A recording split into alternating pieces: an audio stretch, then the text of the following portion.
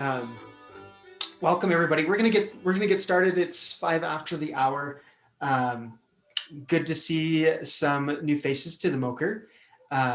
Welcome Amanda. Welcome Josh. What we'll do to start off, I've actually been doing some studying, trying to get better as a mentor myself, and this being kind of a mentoring group where we kind of mentor each other.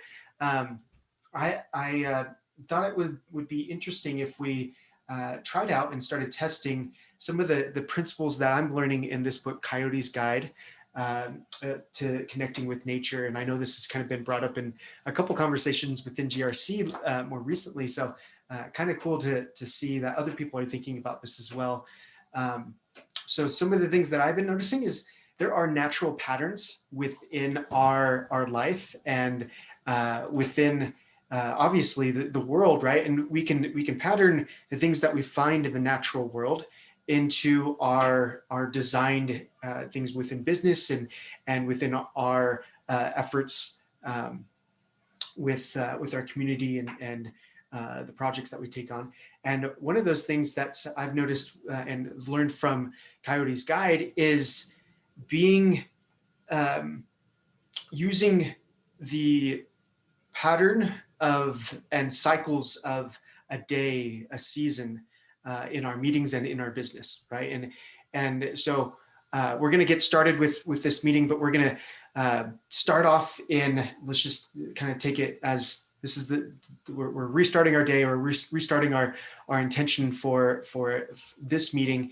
Let's open it up with maybe a word of inspiration or a thought that's been inspiring to you. If anybody wants to bring that up, feel free to do, or I can share one myself.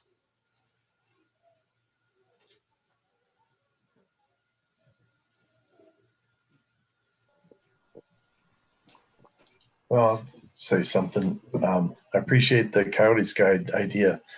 I worked with the Salish people in my life, and they have a word that they gave me a name and an elder from them, and the word is Sinkalip, and Sinkalip means coyote in their language, and so that's my name, and Sinkalip is the teaches through tricks. He's sort of the trickster, and that's sort of what I guess I'm about. That's how she saw me. And the really cool story she said, because there's a lot of stories about Coyote that some are not so fun, they're kind of embarrassing. But the one she said was that, and this is a little bit embarrassing, but she said the story she has for me is that Coyote learned that the creator is going to give new names, and Coyote was really excited about being somebody besides Sinkalip. So he found out where the naming place was the day before, and he went there early. And the night came, and he got really tired, and he didn't want to fall asleep, so he was getting sleepy. So he grabbed some sticks and propped his eyelids up to, so he could stay awake. And anyway, the next morning came, and there was no animals in the meeting place, and he was there first, or is there, and he went up to Creator and said, Creator, I want a new name, and Creator said, well, Sinkalip. So he said, I'd like to be Bear, and Creator said, well, that name's already been spoken for, Sinkalip. And he's a little confused, going, I don't see anybody here. So he said, well, I'd like to be Eagle, and Creator said, well, that name's also been spoken for. And then he said, well, I want to be Buffalo. And then Creator said, well, that one has also been spoken for. He says, as a matter of fact, all the animals have come and gone and got their names, and there's only one name left, and that's Sinkalip. And so, but he said, because you care so much about all the animals and whatnot, I'll make you the bridge between the human people and the animal people. And that'll be who you are, what you'll do, and that you'll also be immortal, that you'll live forever. That if Coyote ever gets killed somehow, like on a highway or whatever, Coyote a fox will jump and turn into Coyote, and so Coyote will live forever and whatnot. So that was the story she told me about that. And I also just want to mention too about patterns. That's really great. That's I worked with Alan Savory back in the early 80s. And that's one of the things in terms of learning about grazing animals. And the importance was he was a Sela scout with in Zimbabwe, Rhodesia at the time. And he tracked, Mugabe's forces. And he found that when he went across the landscape, when he went to the white-held areas of Rhodesia, the land was in horrible condition, and they had all the extension services, all the resources, all the money. The whites had everything, and the land was really bad. And then when he tracked and he went into the black-owned areas, it was markedly improved, and that was the areas that had fewer resources.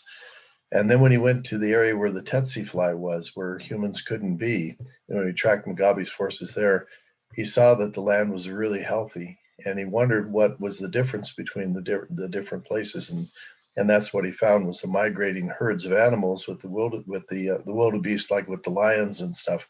That relationship was there, and it was a functioning ecosystem. But in the other areas, and that was the patterns. He saw the patterns in each of those areas, and of course, the white communities did all the chemicals and all the technology and all that stuff, and the land was collapsing. So, anyway, I really appreciate the pattern thing is really very important. So that was a little longer share than I wanted to do, but that's Well, my story. that was a wonderful story to share about Coyote, and definitely about patterns as well as an example. And I think it can be easy for us to maybe see the how patterns exist within our businesses as entrepreneurs when we're really working close to the land. But it can be a little bit harder when we're not as close to the land. Maybe we're a consultant business, or we're some type of service that helps those farmers, or helps create that regenerative growth in economies, or whatever it looks like, right? And so maybe that's something that we could be thinking about as well as we kind of think about and explore today. It's just something that's on my mind. So we can get started with the introductions, and as we do, a little bit different today. If you can introduce your work. Let's try to keep it brief in that sense, because we can get to know each other's work by helping each other through the challenges that we're working on. But let's talk more about how we're feeling today, and some of the thoughts that are coming our way, so we can kind of see if there's any intention, or kind of see where we want to guide ourselves in helping one another through our business ventures and the work that we're doing right now. All right, so I'm just going to popcorn, and I'm going to start myself with kind of what's going on. I mentioned that I've been doing some discovery and learning to better be a mentor in this space. Some of the things that are on my mind right now, I mentioned to MP that I was not fully given the position yet, but kind of in conversations for a CMO role with a company that I had worked prior to, and it's a bittersweet thing, because I really enjoy the work that I'm doing now, but it's a startup, and it's not paying the bills nearly as well as this would be. And so it's like, oh, what do I do? And so that's kind of going on in my life, and I just wanted to mention how I'm feeling there. So I'm going to pass it on. And my business is Seeds of Dow. We do this type of work where we bring entrepreneurs and we help together and help facilitate growth through the stages of our and journey of our businesses. So all within this regenerative space. So I am going to call on Mate and have him go next. Hi everyone, my name is Mateusz, but I go by Mate. Someone gave me that nickname a couple of years ago, and I just stuck with it. So a little bit about myself. Well, first of all, how I'm feeling. I'm a little tired. It's 1 a.m. I just finished classes because of the time difference. I'm in Poland currently. I'm a student at this University of Colorado Boulder, pursuing a degree in marketing and hoping to advance my studies in the field of psychology later on. In terms of my career, I work in a startup in the US that helps people to find their passion and purpose in life through a 5-week course on introspection and providing them with mentoring.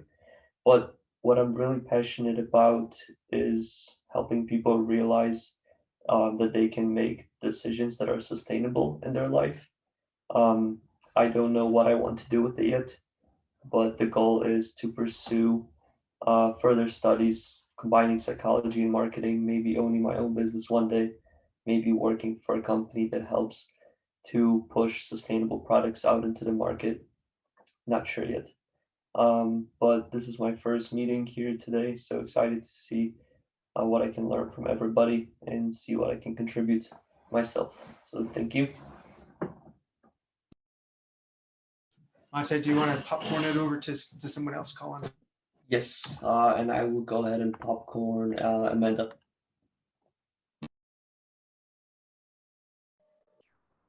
Thanks. Hi, everyone. Yeah, my name is Amanda. I currently work with an organization called 10 Directions, which leads trainings in kind of at the intersection of adult development and mindfulness and leadership. And I'm kind of in the process of developing a few entrepreneurial initiatives. I think the main one is building a business with my art, putting designs on products. And I'm currently researching more low impact materials to use, bamboo and organic cotton, upcycled materials, that kind of thing. And mainly I'm wanting to do this as a fundraising arm for a land restoration project that I'm in the process of developing. My partner and I have been looking at a piece of land that's been clear cut. It's a small piece, about 10 acres, but it's been mostly clear cut. It's in terrible condition, and we've been wanting to restore it and move on to it next year. And I'd like to not at one of these masterminds, I want to submit a proposal to see how we can kind of communicate about fundraising and how we can position it in a way that connects with people emotionally and with their desire to support in various ways. That's me. Thank you. Oh, and I'll Awesome. popcorn it over to Mama Schwartz or Marna. Sorry, I'm not reading it very well. Marna. Hi, everybody. I'm just changing location so that I can plug in. My name is Marna. The R and the N, when they're next to each other, totally looks like Mama. You're not the first person to do that. Don't worry. Let's see. By way of introduction,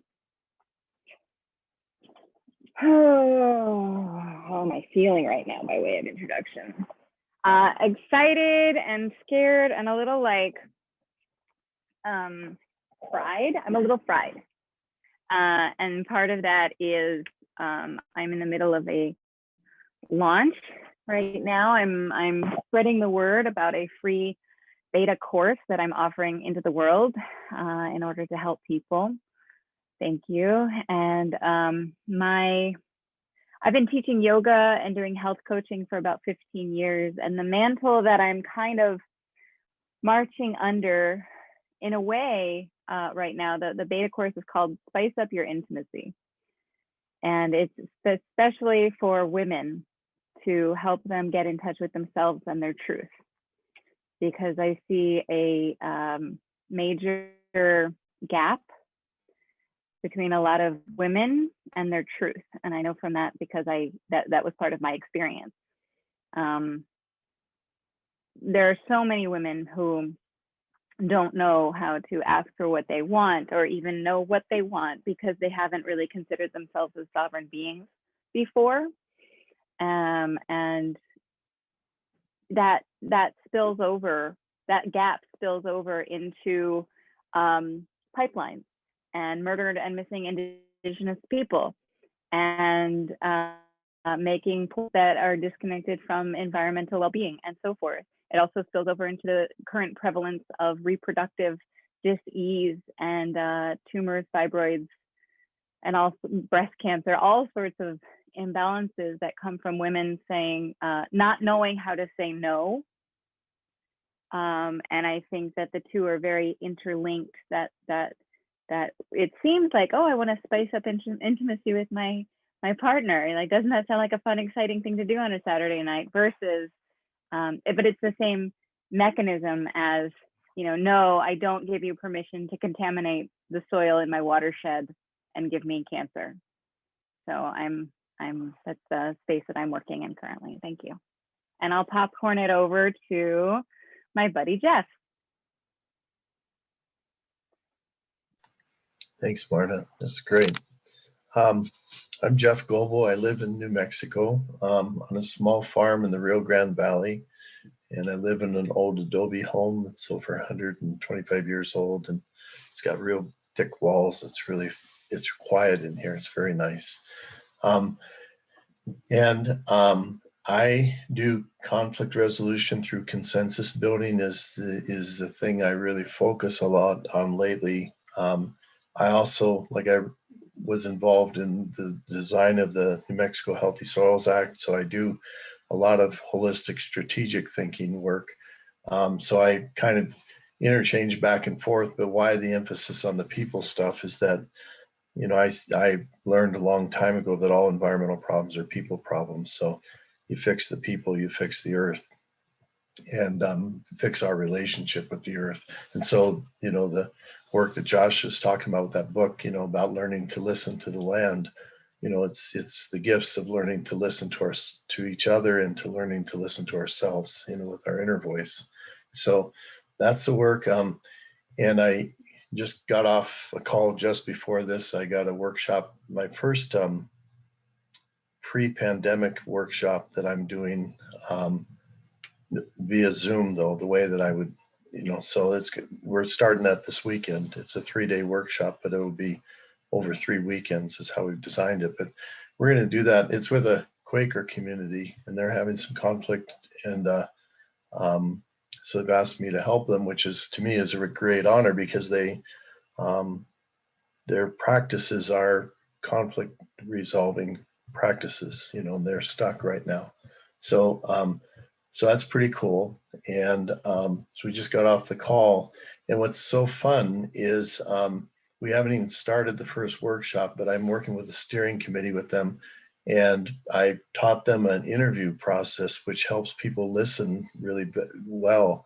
And what's so interesting is in the interview process, one of the biggest problems that they're having is people aren't listening to each other. And so they've actually helped me do the interviews, because they wanted to interview so many people. And it's been remarkable already, the change that's happening for them, just the simple act of listening. So it's a real beautiful thing that's happening. And the challenge that I'd like is sorry about my dogs in the other room. The challenge that I'd like to work on is how do I, especially right now, sorry. Our dogs are getting haircuts today, so they're a little excited. Anyway, what I'd like to work on is this work is pretty amazing how it shifts people, but how do you accelerate that? So that, what if our whole world, look at the urban-rural divide, the Republicans and the Democrats and stuff, and what Biden asked us to do yesterday and stuff. We can be great, as human beings. We just got to learn to build our relationships much better, listen much better. So anyway, dogs are telling me to stop talking right now. So let me go to Marie Pierre. So thank you, MP. Yes, thanks. Hi, everybody. I'm MP, or Marie Pierre. I have an organization called Refarmers.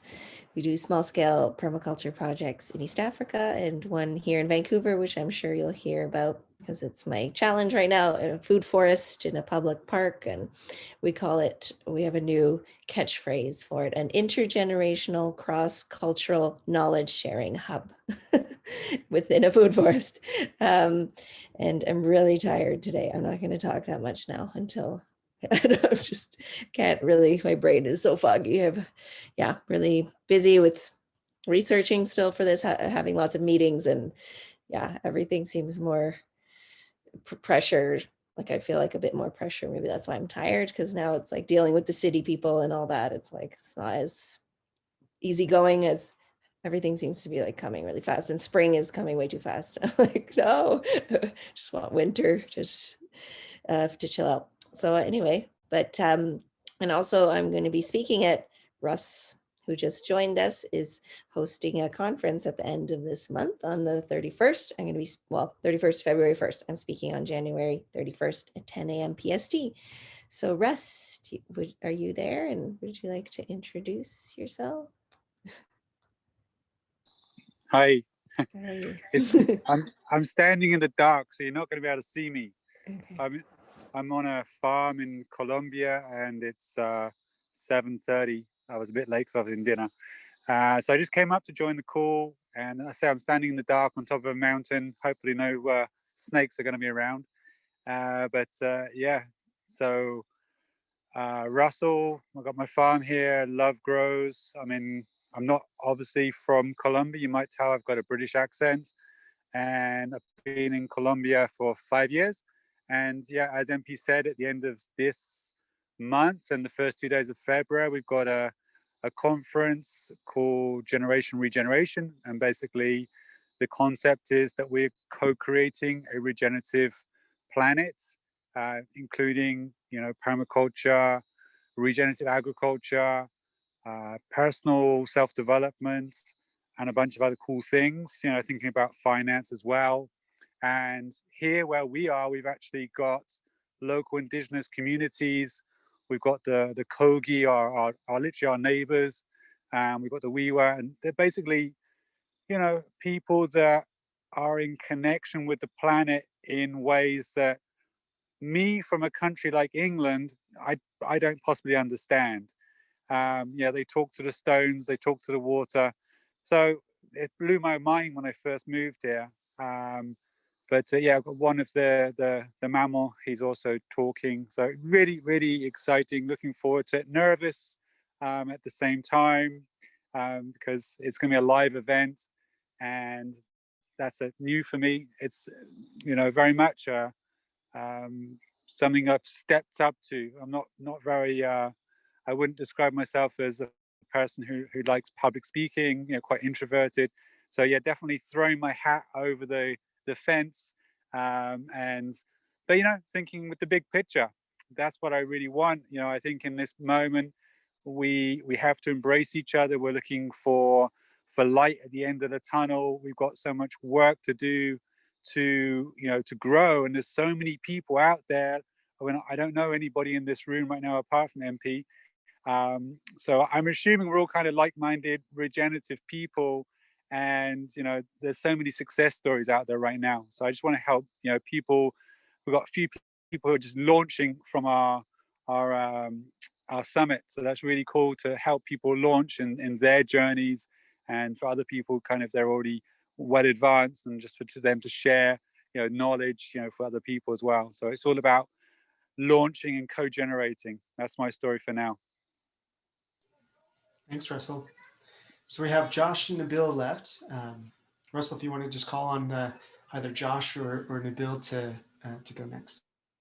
Okay, Josh, you want to come next? Sure. Nice to meet everyone.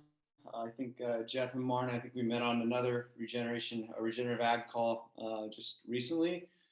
So let's see. I'm right now. I left tech about actually literally a year ago, December of 2019, and I've been working on a lot of regenerative projects. I just got back. I live in San Francisco, and I just got back from Seattle, and it was a pretty interesting project where we're working with a company that builds biodigesters, and they're taking waste from a tofu plant next door and turning that heat and the biogas, et cetera, and using that to do a greenhouse on top. So we installed that, and it's pretty cool, kind of a fully closed loop system. So it's kind of a test to see what this will turn into.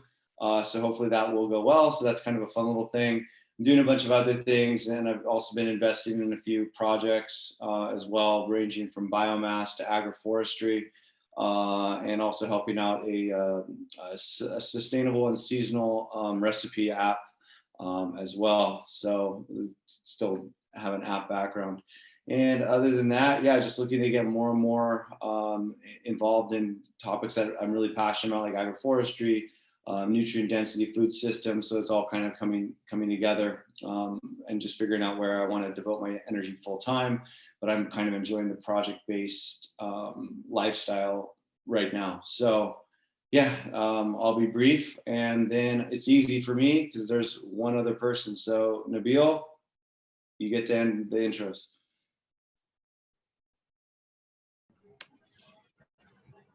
Hey guys, so my name is Nabil. I'm an insect farmer in Quebec, Canada, and I've started a project in 2020 to spread and do research about vetiver system. It's an ongoing project that I developed using the MOKR as well to help me having different point of view. So that's pretty much it. Who's next? I'm sorry, I can't see everybody. Is there anybody left?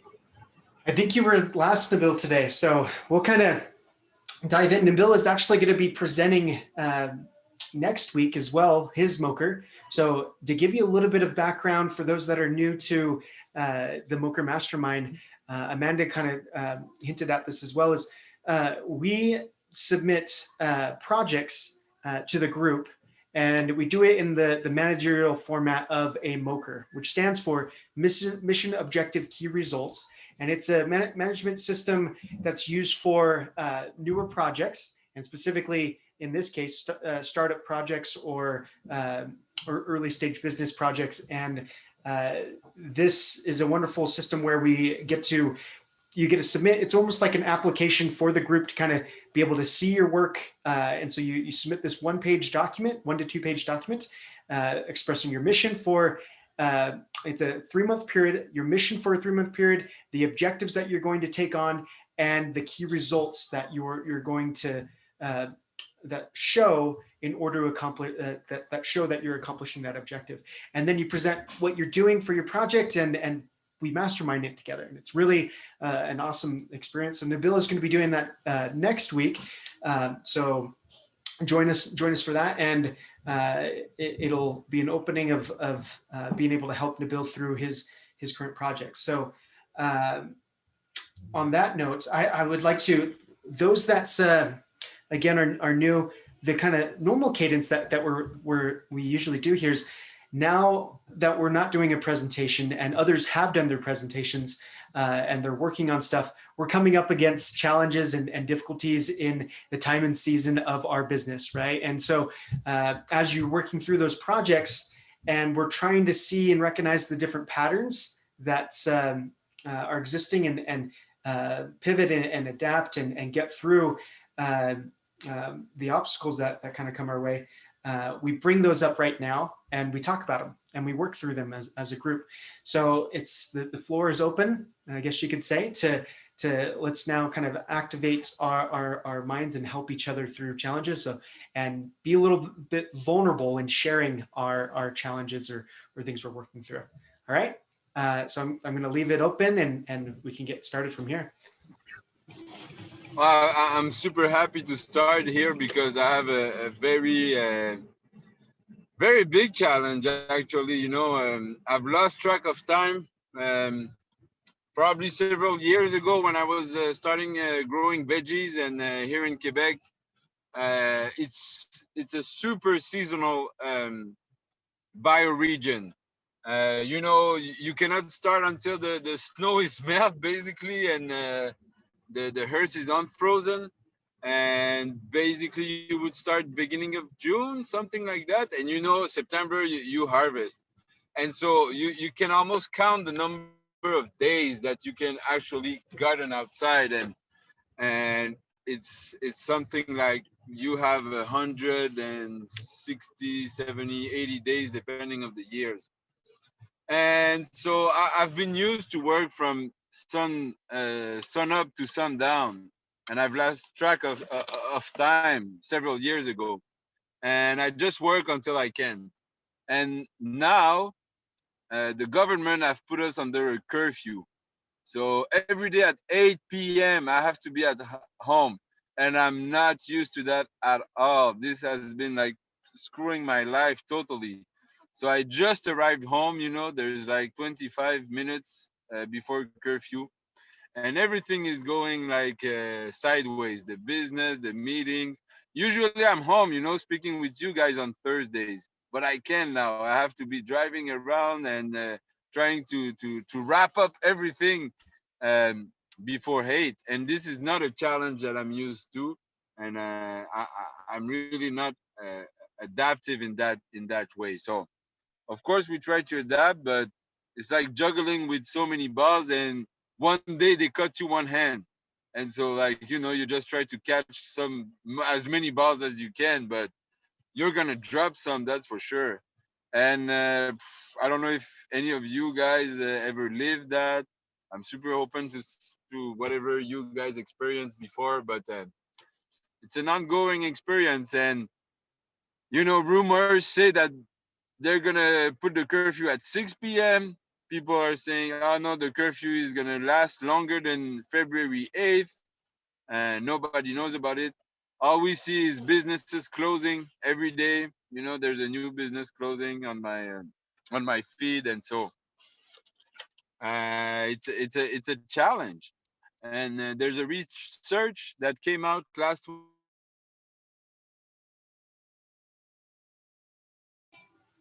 Bill, you cut out. I'm not hearing. Is anybody else hearing the Bill? Yeah, we're not hearing you, Bill. You cut out on research. So if we Yes, can you hear me, guys? I can hear you now. We can hear you now. Okay, so I'm supposed to. There's different farmers that called me to try insect frass, and they're all around Quebec. Quebec is really big. It's 2-hour drive, sometimes 3-hour drive to go and meet those farmers. And I don't know how I'm gonna make it. I wish to develop more this insect manure, but it's been really difficult in the last week. So my life is completely upside down. I will uh, fill my MOKR application. That's not gonna change anything about it. I promise. But yes, new challenge, and I guess humans are super adaptable. That's how we survived uh, all those times. But it's a challenge, definitely. All right. What do we have to say? Anybody want to give some thoughts and um, feedback here?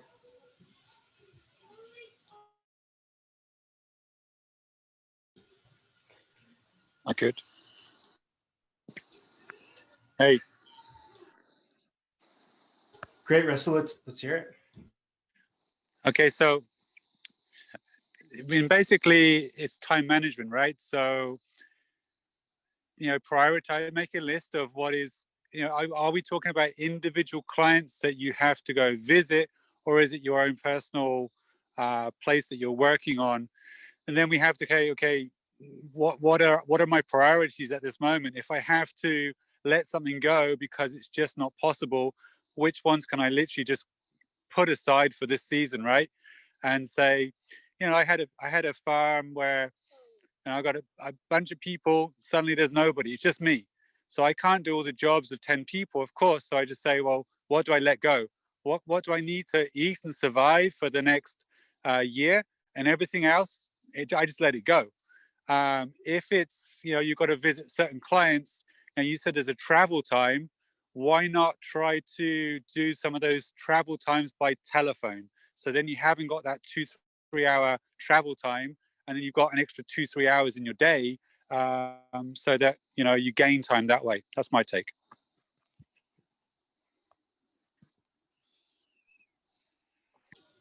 Yeah, Morgan. I'm really curious. First of all, congratulations on doing good work with the earth and making things happen. I think what comes to me is like, what are the resources available? Like, what is it that you're working with?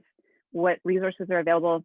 And I'd be curious, you know, how might it be possible to use some of them in a different way? You know, like it sounds like there's a lot of like fear-based energy right now, which is understandable, and it's hard to be creative in fear. So, you know, I invite you to consider taking some time at some point to kind of relax and restore your nervous system. I'd be happy to guide you through some practices that help you just kind of, you know, feel better. But from that place of feeling better and not freaked out, you know, imagination can happen again. And sometimes it takes some imagination to get us from, you know, from here to there. Wow, yeah, thank you. I think that's super helpful.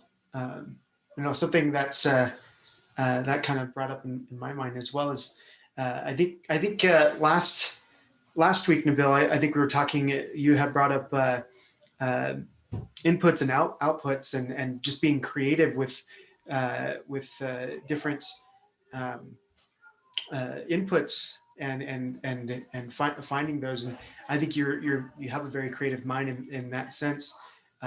So I know that you can probably figure it out.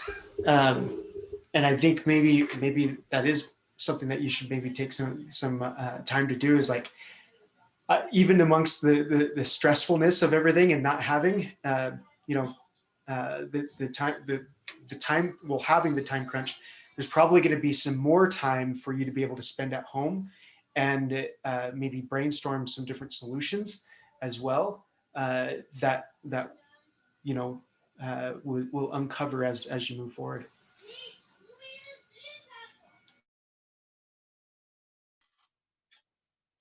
Well, yes. Thank you guys for your input. I understand that. Yes, I will have to drop some. I will have to drop some balls. Like I said, some of them will have to. I have to make tough choices, of course.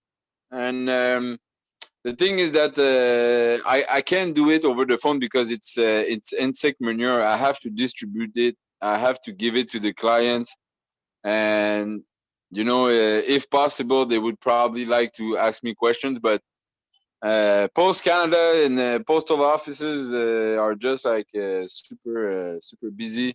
They lose a lot of packages, so there is those solutions that I could be using, but I was just sharing with you a challenge that changed completely my life from one day to another. And so it's really, no matter how good your design is, and we all permacultures people here, we focus on design and trying to have good design. No matter how good your design is, you know, I always say that permaculture is really paradoxical because it's trying to imitate nature, but nature is super chaotic. Like trees will just spread a lot of seeds, a lot of them will die, and just a few will survive. And this is how it works basically. And we try to do it by design, and this is really paradoxical, as we know the world is chaotic. So no matter how good your design is, and you think you have it good, um, sometimes events just makes the design obsolete, and it's like they say design and redesign, and I'm in this not of my will, I'm in this redesigning part now. I'm enjoying, like you said, I'm at home every day at 8. This is something new for me, and I'm enjoying parts of it, but it's something that definitely I didn't plan. So thank you guys for your input. I just have a thought, if I may. Yeah, definitely. Go ahead. So Nabil, you know, I heard you say that you're dropping off manure, I think, and that, you know, people would love to be able to ask questions and this and that. Would it be possible to have phone meetings or maybe even Zoom meetings, you know, in the evening when you're mandated to be at home anyway, and then treat the delivery of the product as like a very contained like drop off, you know, and let them know in advance, like, hey, this is going to be just a drop off, and give them your time, in the evening, beforehand and afterward, to help acclimate them to whatever they need to know with their mind, maybe make a video for them, whatever you need to do, so that you're not spending the time with them out there, because I hear that that's part of what's stopping you from getting home. Does that make sense?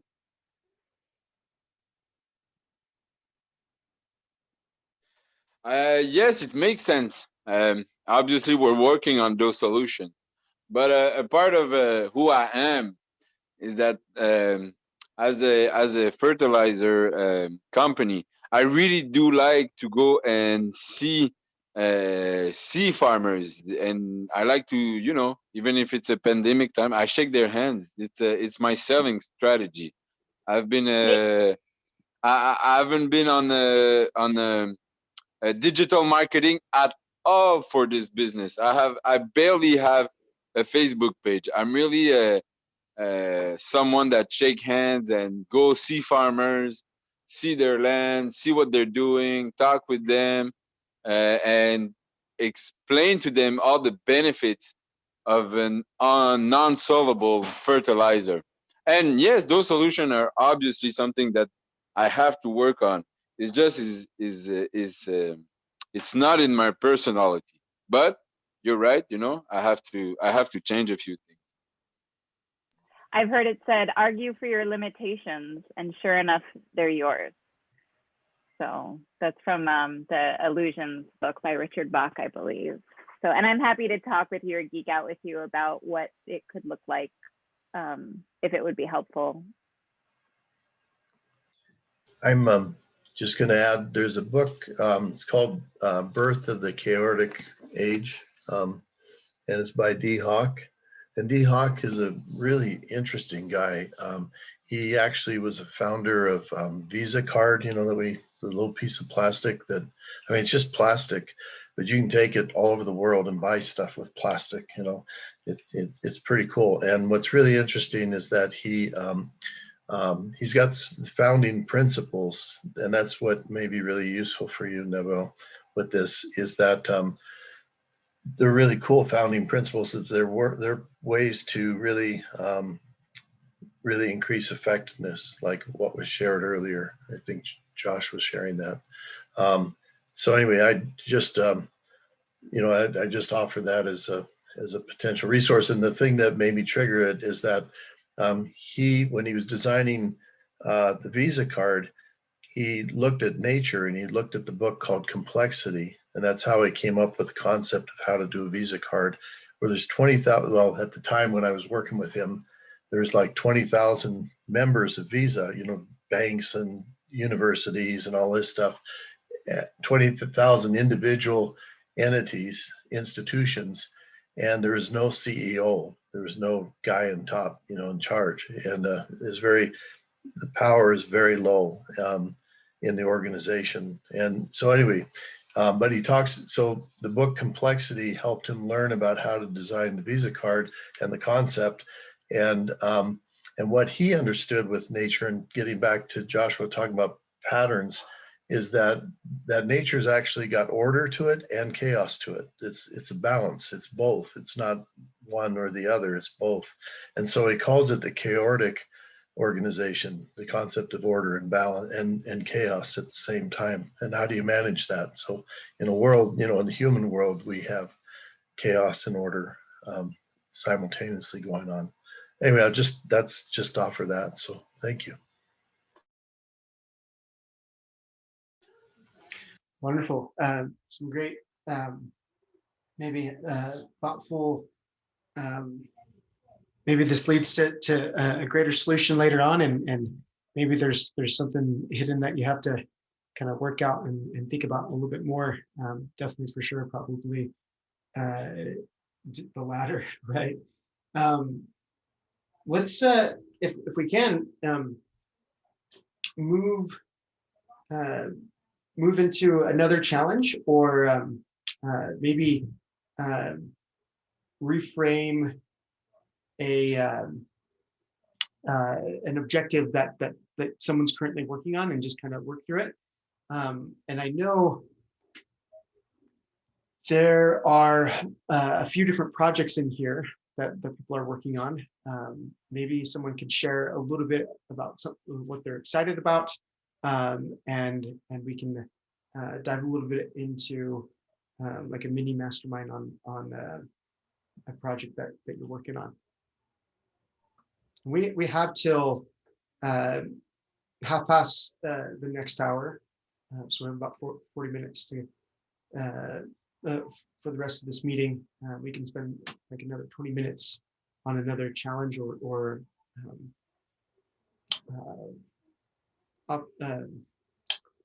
objective that someone's working on right now. I'd like to ask for some support. Would that be okay? Yeah, definitely. So I feel inspired about the coaching that I do with people, with women, and I know that it's part of the larger imbalance and part of the healing that's necessary to sort of help empower the feminine. And I notice my thoughts tend to go toward like the really big systems in the world. You know, like I woke up this morning, you know, seeing like how, like, okay, what do we need to change? Okay, we need to like make it so that not everyone needs a computer and a laptop and a cell phone and everything else, because the rare earth metals are, you know, we're using extractionism to pull them up out of the earth and so forth. And I'm seeing all these like big picture, like social change, you know, community of the future. You know, I've been living in intentional community for about 20 years in different places. And I feel like I see a lot of the solutions. And out of that, I'm like, well, I think somebody should make me queen of the world or emperor or empress or something, so that I can help bring these solutions forward in a kind way, and help move the needle for the systems on the planet. And like I have all these ideas, like we should create like a CCC level, you know, activation, mobilization for, you know, the government should employ people to help, you know, co-generate infrastructure. And it's driving me a little crazy to have what seems like really good and important ideas and not know who to share them with or how or when to help them come forth. It's for a metaphor, it's almost like I had a psychic tell me once, she's like, you know, you're from the future. And I was like, no, really? She's like, yeah, you're from the future. I was like, maybe. And she's like, yeah, you're from a future version of Earth where they blew it all up, and like you were sent back to kind of help that not happen. And it feels that way sometimes. I'm not sure. I'm not saying like that's what I am and that's the truth, but it feels that way. And it's a bit crazy making, because I feel a lot of energy around the systems thinking that I have going on inside me, and I don't know where to bring it or how to help bring it from here to there. So it's almost like an inspiration constipation. And then in other news, I'm spreading the word about the spice up your intimacy thing, which honestly, you know, while important, feels a bit trite and surface level, but we get into deeper things on the other side of it, and sort of integrating the whole as a brand is also something that I feel like I'm struggling with. Part of where I come to is that in helping women spice up their intimacy, a lot of what comes out is usually a health problem or an imbalance that we can relate to toxicity in the environment and inflammation and poor digestion, that, you know, dysbiosis, so forth. So the internal and the external biome. But I would just love to be able to bring what I see to the fore in a much more powerful way than I am currently. So I appreciate any thoughts or propulsion. Thank you.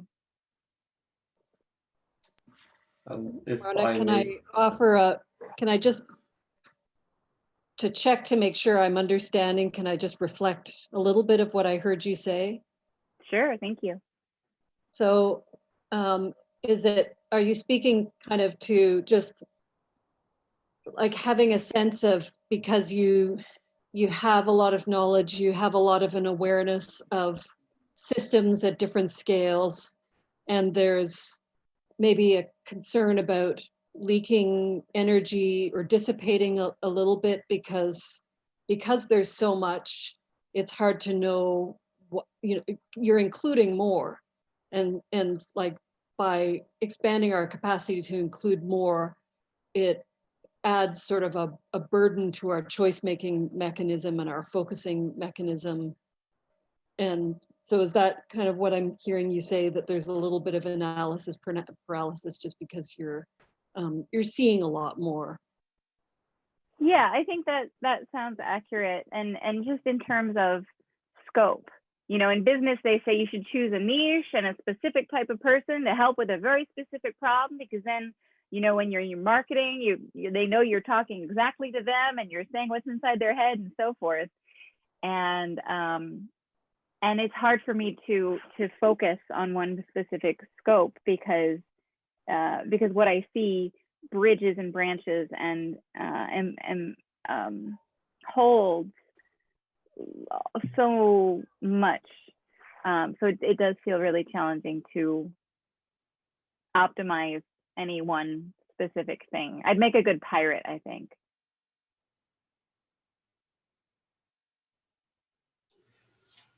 I think Mate had something to say here as well. Did you want to add to that? Yeah, definitely. If I may offer something that has helped me an incredible amount over the past couple of years, because I really resonate with what you said about having so many ideas in so many different areas of your life. And I find myself thinking, I'll just give a short little example of waking up and, oh, let me think about my studies and let me think about this nonprofit that I'm managing. And I also have an internship.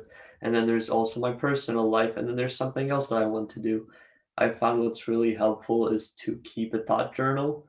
It can be anything, as in a piece of paper or an Excel sheet. Um, and I just jot down all my ideas. And at the end of the day, I kind of sit down and look at them. And I think, I know I don't have, I mean, I know I only have 24 hours in a day. What would bring me the best results to go after? And I think, all right, tomorrow I'll start on this. And tomorrow I'll have 50 more ideas that I add onto it. But it's just a nice way to keep me on track of what I'm doing and how I'm doing it, to just see it on a piece of paper, or like I use an Excel sheet, but just to see it physically in front of me. And I delete probably 80% of them, to be honest, because sometimes I think of with my intuition, with my emotions, but when I come down and think about it rationally, some of it is really dumb, but some of it is, I like them and I like to pursue them. So I just thought I would share what helps me.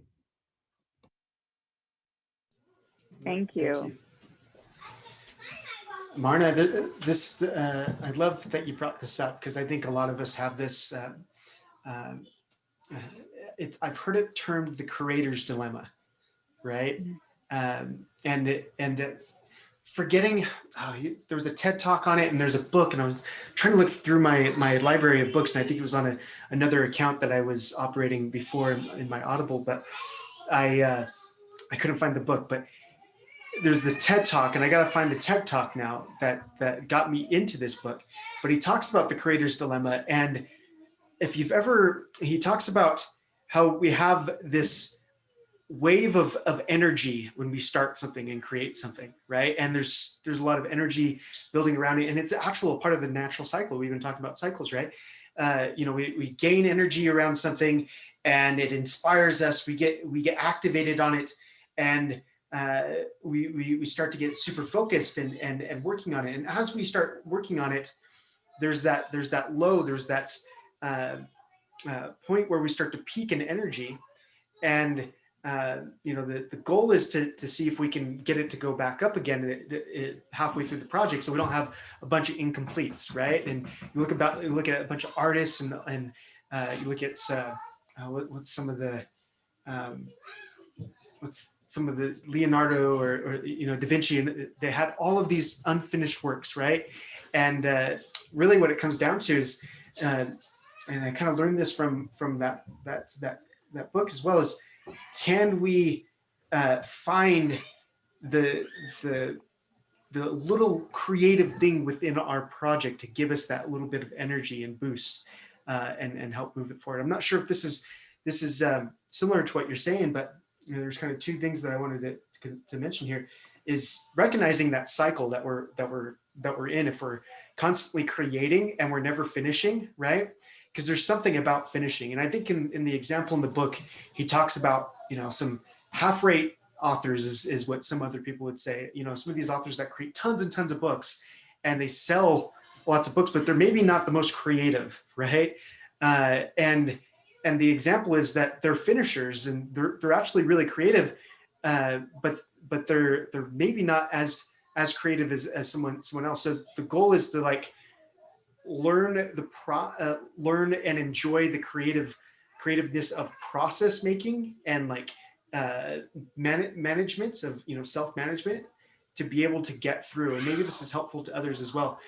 So that was one thing that kind of came to my mind, is maybe there's a new exploration for you to dive in to learning and exploring the creativity of creating management systems and things that kind of keep you moving through, instead of having to start another project to get that creative buzz and keep that energy going, right?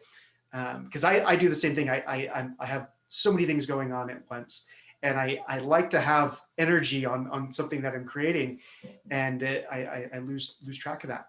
Also, another great book that I know the name of is Getting Things Done. If you've ever read that book, really great book. I read through it, maybe once a year now, but it used to be like every quarter.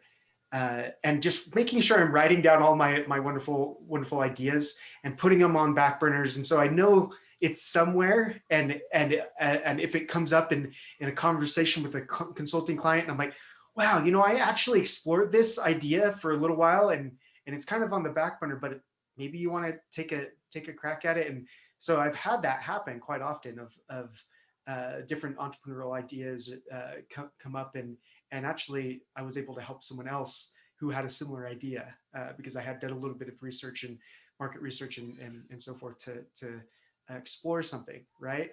And one of those being wearables. I was a big wearable when wearable tech was a big thing. I was like, oh, do you know what? I'm a big skier as well. You could do goggles that can tell the temperature and the speed that you're traveling at and all those different things. So I got hurt skiing. You could know the speed of the ramp and the temperature of what the ramp is, so you know if you're going to go too fast or whatnot. And that idea was actually I chatted about it with someone else, and it kind of took on a new idea. It didn't actually turn into that, but it gave him inspiration, right, and moved him forward on a project. Yeah. Anyways, sorry, I just wanted to mention that and a couple of things. I'm glad you know GTD already.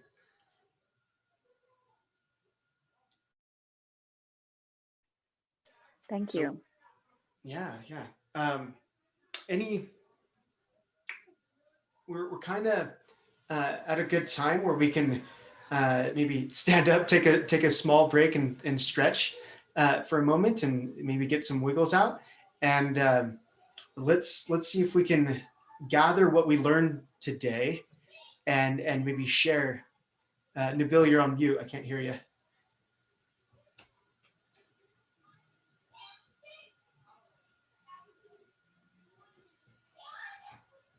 Oh, maybe he wasn't trying to say something. He was just turning on camera. Okay.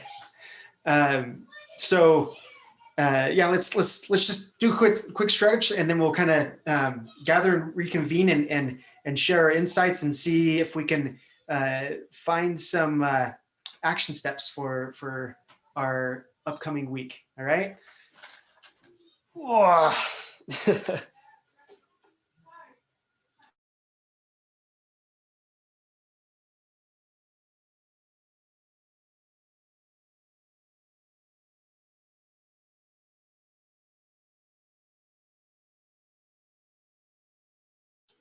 Tell you what, Nabil, I wish I had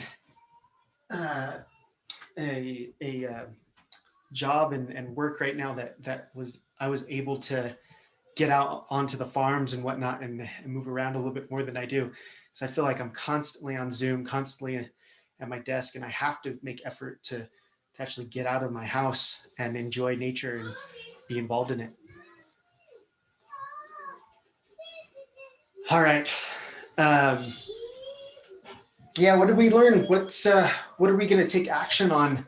And maybe we can just kind of do the rounds here for the last little bit and do some reflection and I would like to be able to end back on a small discussion on patterns, and see if we can also through this week as like a side quest be looking for the patterns that within our business that are related to natural systems, and we kind of revisit that as well.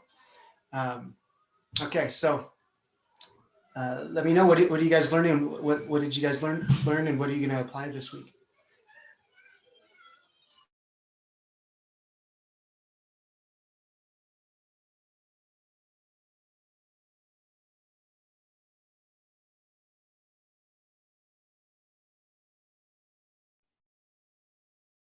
I think one thing that you were just saying about the getting things done, Josh,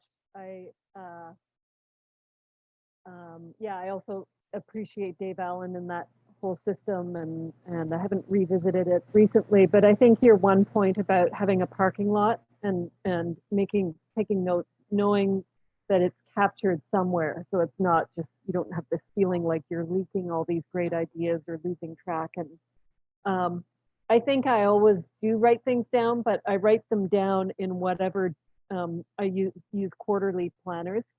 And so I feel like maybe what I need is just one centralized parking lot list that I can come back to. Just that one small action feels like I know where it is. I don't have to search through a bunch of different journals to find it, and it still feels like it can kind of dissipate into the ethers if it's not like on one solid kind of single consolidated resource. So that's one little small action I'm thinking about right now.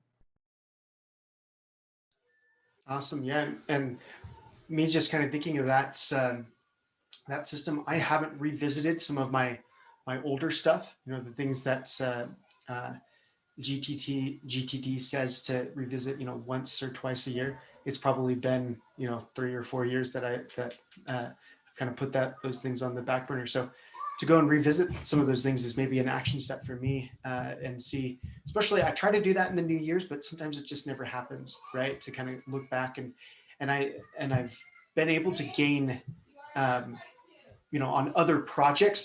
And sometimes it's kind of funny. I set a project or a thought for a project way back when, and it's really relevant right now. And I wouldn't have known about it until I revisited that my notes from the thought that had come up, and I had put into my note system, right? My GTD system. So that's maybe an action step for me.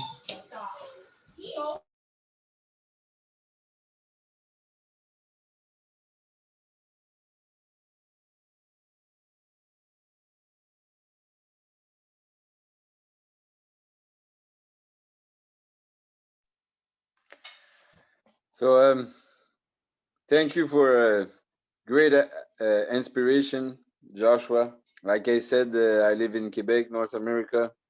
This bioregion is super seasonal, and there's like a clear cut between seasons. And talking to you guys, I came to realize that I've been cheating it. I've been cheating the seasons. I've been doing everything to like be able to run around all year. And with this curfew and everything, I'm just thinking right now, I need to respect the winter time. Here they said winter is to hibernate and meditate on your projects and, take it slowly. And I haven't been able to do any of that any closely for many years. And I think this is what I'm going to do this week, slow down, hibernate, do nothing, think on my things. I'm close to a burnout right now. So I think I have to respect the seasons right now and respect the winter. So this is what I'm gonna do in this week. Nothing. Wonderful. I love it. I love it. That's some great inspiration there. And I think that kind of comes from our discussion about patterns, and it brings it back to really respecting the natural patterns. And it is a correlation to our business, right? We have to be able to give that time to be able to have the inspiration further down the line and be able to find those moments of creativity. So thank you for sharing. Just wanted to say quickly, thank you, MP, for the link that you sent. I went ahead and registered for it, so I appreciate the connection. That's so good. Yeah, there's so many great speakers and it's free. Yeah, Morag, I want to be able to listen to Morag's discussion as well as Jeff's. I think I enjoy Morag more, and I definitely want to get MP's Awesome. in it. And so make sure Oh that yeah, it's on a Sunday for you. It might not work, but it's on Sunday at 10 a.m. on a Sunday, 31st. And there's this other woman, Luby McNamara. I don't know who she is, but supposedly she's in the permaculture world, like well known too. And there's like a lot of really interesting women speakers too. A Maasai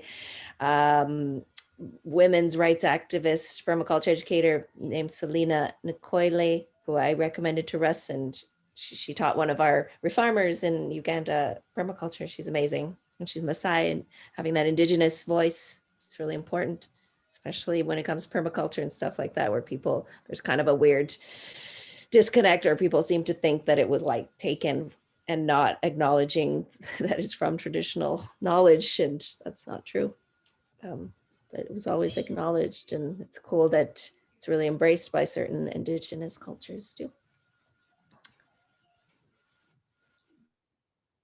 Definitely. And Marna, we'll definitely keep that in mind as well as we run into those women in our lives, and maybe I'll have a talk with Emily as well. We were just talking about she just got done going to a chiropractor that does also energy work, and so it's kind of cool to see that. And she found some blocks that she wasn't aware of as well. So it was really cool. Thank you. Very I needed appreciate work. it. Thank you. Yeah, definitely. I still walk through the fire of transformation around these matters, which is why it's so dear to my heart. And as we open our feeling self and our voice, we're able to show up more in the world as well. And I think my intention for this week is to continue forward with my launch and help, try to spread the word as much as I can and reach as many people as I can who are maybe asleep at the wheel in their life or in their relationships, and help offer them an alternative way of showing up in their sensation body and in their truth in a more powerful way. And also let myself off the hook a little bit. It's that maybe it's okay for me to only work on like one thing at a time for a minute and like focus. Maybe I don't have to solve the rare earth mineral extraction problem right now. Maybe I can just help women feel more in love with themselves. Yeah, exactly. I was going to say my talk at the is called Scaling Down, using small and slow solutions exploring small and slow solutions with community-based projects, because the pandemic, really forced us to slow down and scale down everything and we were right at the beginning of our organization. And so it was like, but for me, it was like a release of pressure and of that success that you're supposed to, I don't know. I was like, oh, good. Now I don't have to like succeed.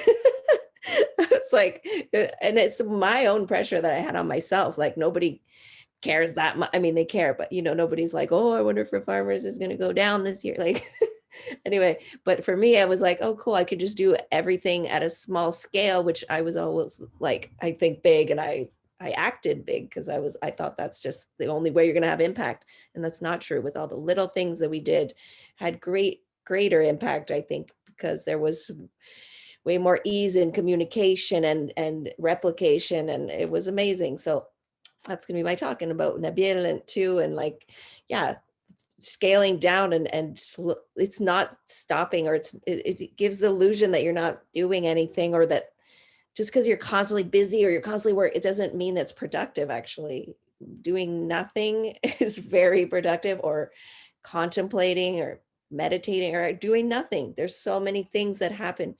Even when you have like conversations at conferences, is what people talk about too, that they miss going to in-person conferences because the big ideas come when you're not actually at the talk, or you're mingling in between with the people. You know, it's those in between times, the silence between the notes is the music.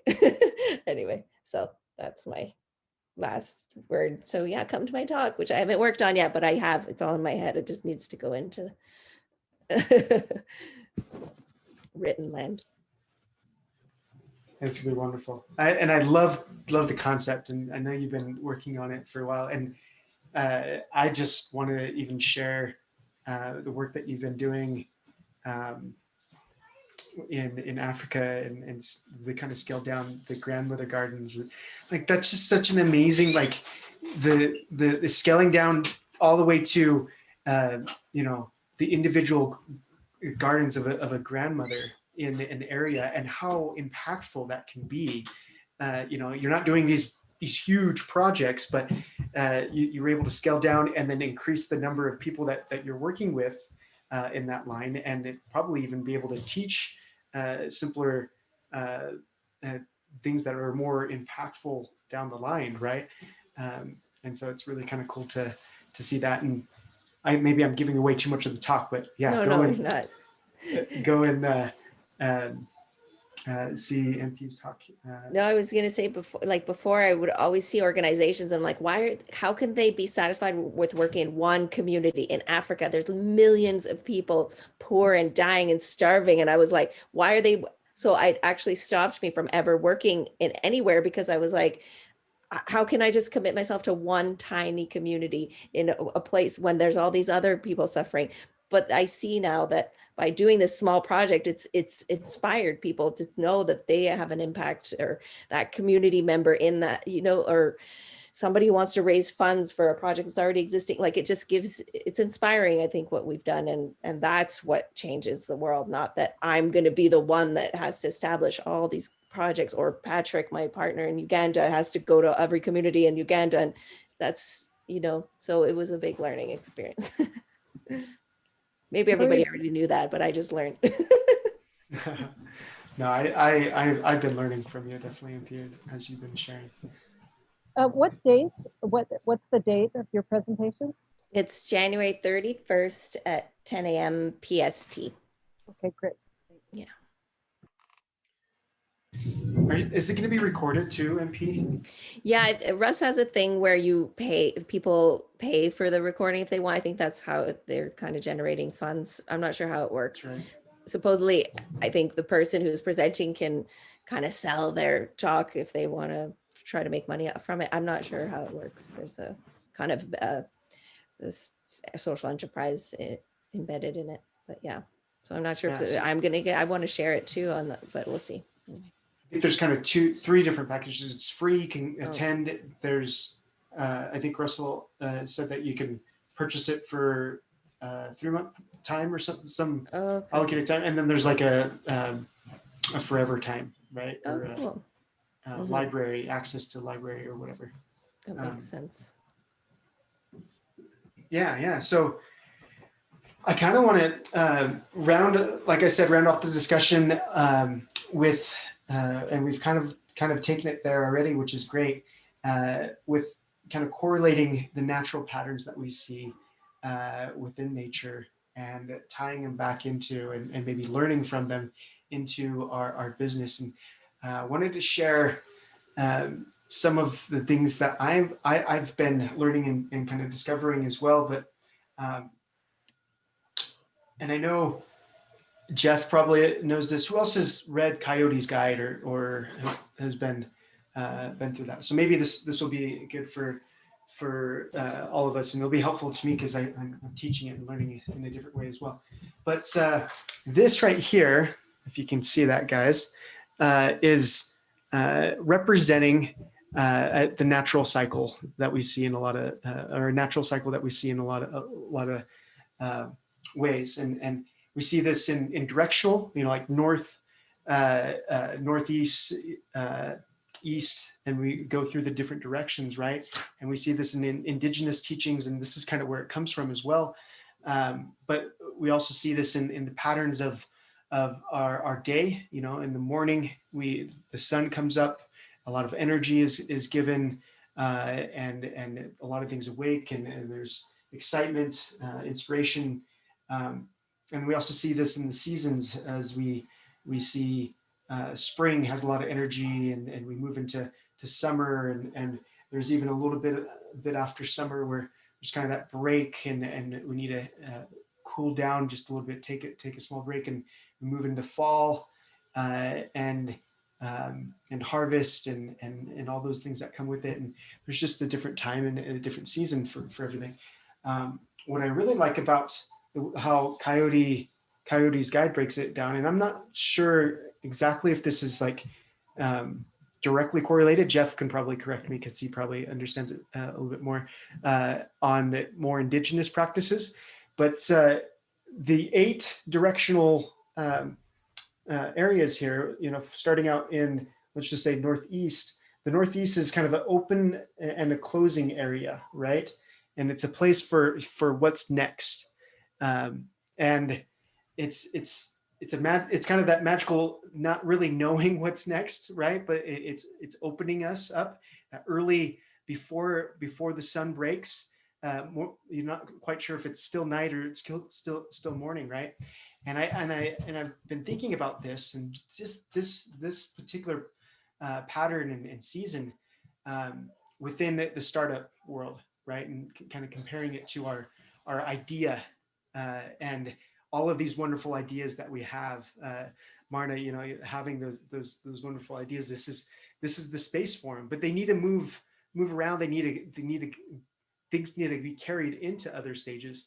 And so maybe they just sit there, right? And we don't act on them. And that's kind of the action that's required. But a natural pattern is to kind of move something, progress it through, and to get it into that kind of startup stage. And this is kind of where the MOKR Mastermind exists, right? Where we come together and we have these ideas, we have these projects that we're formalizing, and we're very inspired about them. And we can gain greater inspiration in this group. And I would hope that we can bring more entrepreneurs, regenerative entrepreneurs into this world to have these type of ideas come through. But inspiration, it kind of is that spring of the season for our business, and it goes into spring going into summer. We kind of activate ourselves, right, and start moving forward on something and plant the seed of what we're doing. And are we doing that with our ideas? Are we taking action on them? Are we making plans and actually planting the seed? And then we kind of move into summer, where we're really focused in on our work, and there's a time and season for that, right? Where we need to be hitting the grindstone. And a lot of times that's early, especially in early stage business, it's getting our sales and marketing in line, and hustling, talking to people, getting out there.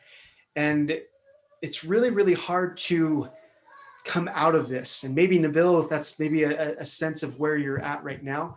But there is a moment after we've planted the seeds, we've done all the irrigation, we've gotten everything set up, and we've done the work.